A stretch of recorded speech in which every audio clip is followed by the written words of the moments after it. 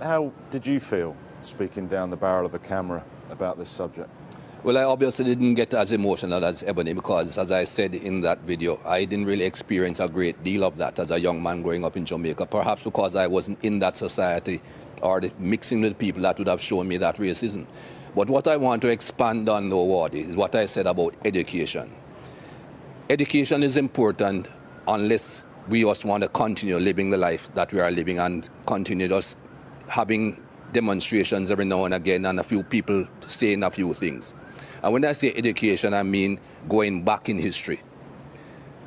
What people need to understand is that this thing stems from a long time ago, hundreds of years ago. The dehumanization of the black race is where it started. And people will tell you, oh, that's a long time ago, get over it.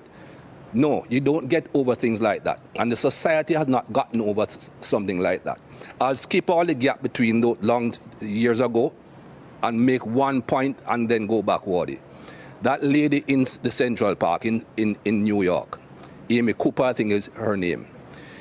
If she did not have in her DNA the thought process that she was white, this man is black, if I call a police officer, 9 times out of 10 he's going to be white, I'm going to be considered right immediately. The black guy will have to prove that he's not guilty, and by the time he proves that he's not guilty, he might be dead. She had that in her mind from day one. That is why she said and did what she did. How do you get rid of that in the society? By educating both sides, black and white. I hear people talking about brainwashing.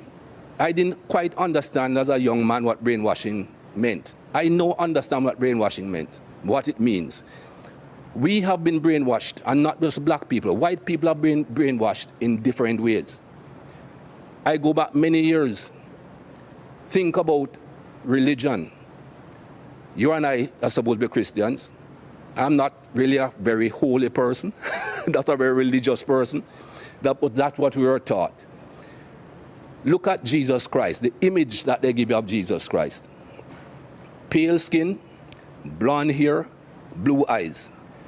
Where Jesus came from, who in that part of the world looks that way? But again, that's the brainwashing to show you this is what perfection is. This is what the image of perfection is. If you look at any plays of those days, Judas, who betrayed Jesus, he's a black man. Again, brainwashing people into think, oh, he's a black man. He's the bad man. Go through history, Wardy. These lights that are shining on us. You can tell me who invented the light bulb, right? Thomas Edison, right? Everybody knows Thomas Edison invented the light bulb.